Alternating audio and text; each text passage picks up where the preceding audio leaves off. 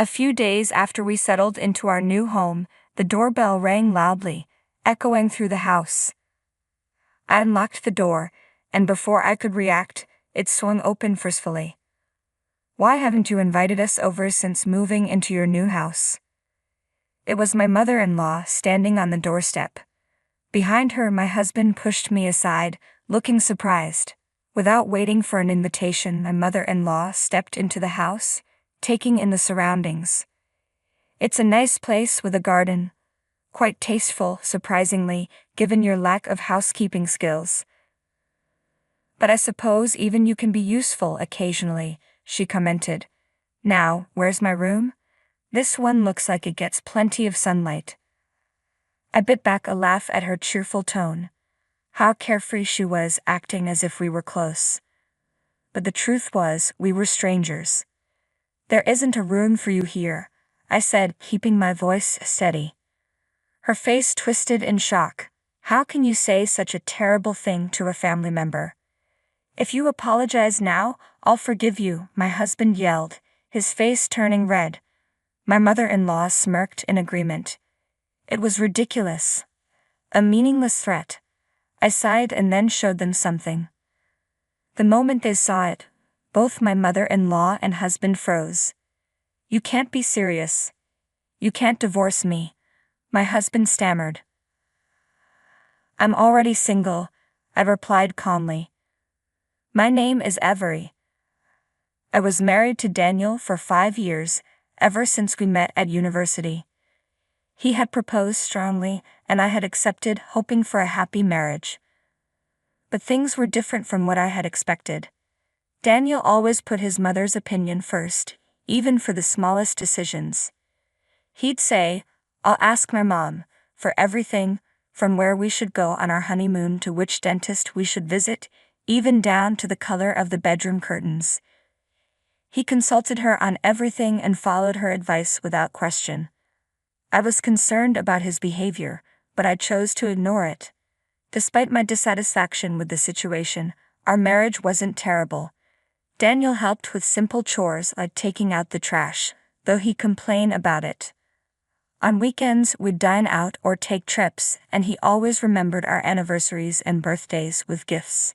As long as I turned a blind eye to my mother-in-law's interference, Daniel seemed like a decent husband.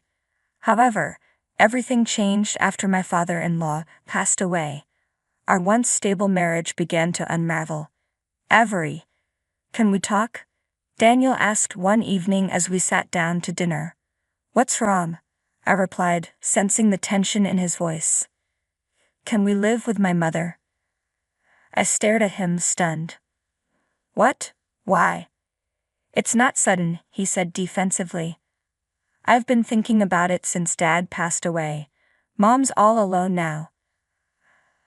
Understand that it's inconvenient for her to be alone, and I'm worried about her," Daniel began, his voice tinged with concern. "I know, but I really don't want to live with her." "Bella is still capable, she can manage on her own," I replied. "Besides, her house is less than 20 minutes away from ours. If you're worried, we can visit her regularly." "No, you don't understand," Daniel insisted. "Even if she seems fine, anything could happen. What if she suddenly collapses? No one would be there to help, and it could be too late. Can you take responsibility for that?" I felt a lump in my throat. I don't want anything bad to happen to her either. "If you refuse to live with her, I'll have no choice but to divorce you," he said, his tone serious. I stared at him in disbelief. "You're really going to do that?" "I'm serious," he affirmed. "Okay, let me think about it," I reluctantly agreed, feeling cornered. After several tense discussions, we ultimately decided to move in with his mother. Bella, Daniel's mother, had a tendency to nitpick about everything, and Daniel always obeyed her. I knew living with her wouldn't be easy for me, but I was pregnant at the time. I convinced myself that it would be better for the baby to have both parents present, so I reluctantly agreed. I also believed that moving in with Bella wouldn't change my relationship with Daniel. I had faith in the bond we had built over the years, but reality proved otherwise. As soon as we moved in, Bella wasted no time in making life difficult for me. Instead of supporting me during my pregnancy, she left all the housework to me while she spent her days socializing with her friends. When she finally returned home, she would find fault with everything I did. Despite my efforts to clean and cook while dealing with pregnancy fatigue, nothing was ever good enough for her. I tried explaining, hoping she would understand, given her own experiences as a mother. But instead she would snap, "Young people these days are so lazy. When I was your age, I managed everything, even when I was sick." She'd point out the slightest imperfections. "Look at the water stains. And the laundry. It's not even ironed properly. You should be making at least 3 side dishes per meal. Are you trying to starve me and my sweet boy?" Her constant criticism was relentless, and there were days when I had to redo chores despite feeling unwell. Eventually, I couldn't take it any longer and confided in Daniel, hoping for support. "Sure, some things Mom says are harsh, but it's your fault for not doing your chores properly," he said dismissively. "Don't blame her for that." But there are days when it's hard to even stand up. It's impossible to do everything perfectly when I'm feeling like that. I tried to reason with him. "My mom managed when she was younger," he retorted, his loyalty to her unwavering. "When she was pregnant with me, she managed everything, so there's no reason why you can't do it too," Daniel said dismissively. "Health varies from person to person, Daniel," I replied, frustration simmering. "Besides, your mother is out all day and night socializing. This apartment was ours first, and she doesn't contribute to any of the bills. I need you to ask her to help with the housework until I'm feeling better." He sighed, clearly annoyed. "You're the one who agreed to move in with my mother. If you have a problem with her, we can always get a divorce." His tone was confident, as if he believed I'd never go through with it. I sighed as well, sensing the growing distance between us. Daniel wasn't like this before we moved in with his mother. But now, between his attitude, my mother-in-law's constant criticism, and my declining health, I was starting to feel the strain on our marriage.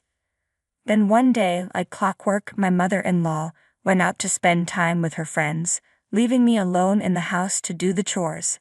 I felt a bit better than usual, so I decided to be more thorough with the cleaning. Everything seemed to be going smoothly, and I thought today might finally be a good day. But just as I was finishing up, my mother-in-law burst through the door, her face twisted in anger. "Belle, what's wrong?" I asked, startled. "Everything is wrong," she shouted. "My clothes are ruined." "What?" "But I wash them like I always do," I replied, confused. "These are expensive clothes that need to be hand-washed. How dare you put them in the washing machine? Look at the state of them, completely ruined. These were my favorites. What are you going to do about this?" she demanded, her voice shrill. "But Belle, you never told me they needed special care," I said, trying to stay calm. "You should know without me having to tell you," she snapped, completely losing control. At that moment, Daniel walked in from work, and I knew things were about to get even worse. "I'm home." "What's going on?" Daniel asked as he walked in. "Welcome back, Daniel," Bella cried out, rushing over to him. "Look at my clothes. They were so expensive, and now they're ruined." Before I could explain, my mother-in-law thrust the damaged clothes into Daniel's hands. "These are the ones you like to see me in, right?" Daniel frowned as he examined the clothes. "Avery, you can't even manage something as simple as laundry." "Your mother never told me they needed to be hand-washed," I replied, trying to stay calm. I admit I should have checked, but Bella's at fault too for not mentioning it. Daniel's expression hardened. "It's my fault for putting up with your attitude, but if you're going to blame my mom, then I'm done. I don't want a wife who can't even do housework. Get out of here." He reached into his bag and pulled out a piece of paper, slamming it down on the dining room table with a smug smile. It was a set of divorce papers with Daniel's section already filled out. "You should think about fixing that attitude of yours in the future," he said coldly. Then, without another word, Daniel turned to leave, taking his mother with him. "Hey, where are you going?" I asked, my voice trembling. "We're going out to eat," Daniel replied over his shoulder. "I'm not letting my mom eat that cold, nasty food you made, and I'm not eating it either."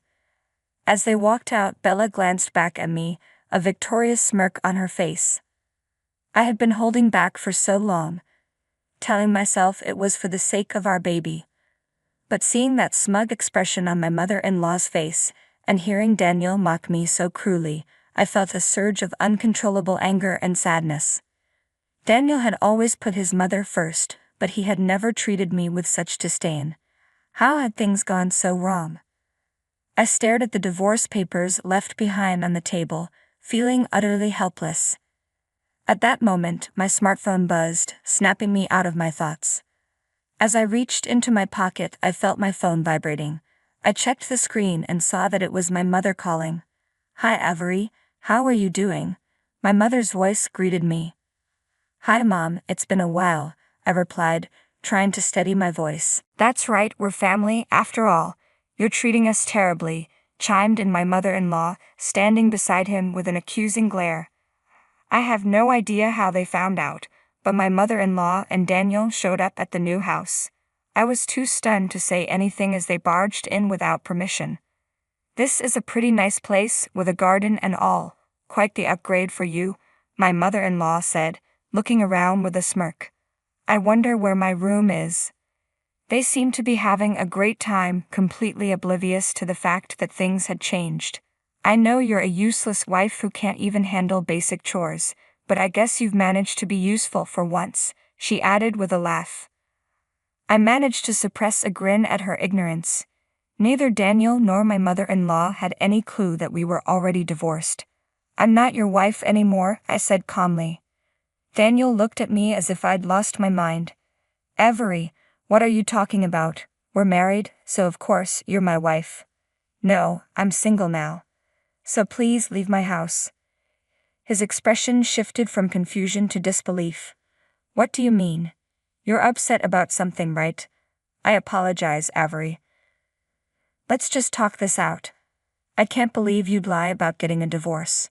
Whatever it is, we'll fix it. My mom will forgive you too." "I don't care if she forgives me or not," I replied, keeping my voice steady. "We're already divorced."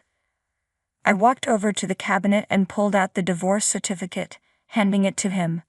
Daniel studied the document, his face gradually turning pale. His mouth opened and closed like a fish out of water as he struggled to process the situation. "When did this happen? I don't remember signing any divorce papers." "You did," I said firmly. "The day you got upset about your mother's clothes. You left the completed divorce papers on the table, remember? You've been talking about divorcing me every day, so I took you at your word." His eyes widened in shock as the reality of the situation began to sink in. I had recorded every word spoken by Daniel and his mother and kept a detailed diary of their behavior. Diary, along with the recordings, was meant to serve as evidence. I played back the relevant audio from my smartphone, and there was my mother-in-law's voice criticizing my cooking, along with Daniel threatening, "If you serve food like this, I'm divorcing you." Both Daniel and his mother were taken aback and remained silent, unable to respond. "Since you two are now strangers," I said firmly, "you need to leave right now. I never invited you in. If you don't leave, I'll call the police." They looked alarmed and quickly retreated. I watched them leave and securely locked the door to ensure they couldn't come back. After discovering that my parents and I had purchased a new house, Daniel and his mother had to vacate their home and terminate their apartment lease. They encountered significant difficulty finding a new place to live. For the first time in a long while, Daniel and his mother were living together, and their situation was far from ideal. My mother-in-law, who had always demanded that I handle all the housework, now found herself unwilling to do it, and Daniel, unaccustomed to these tasks, struggled.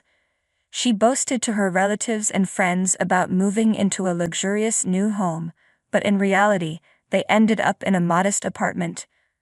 The contrast between her claims and reality led to rumors about her dishonesty.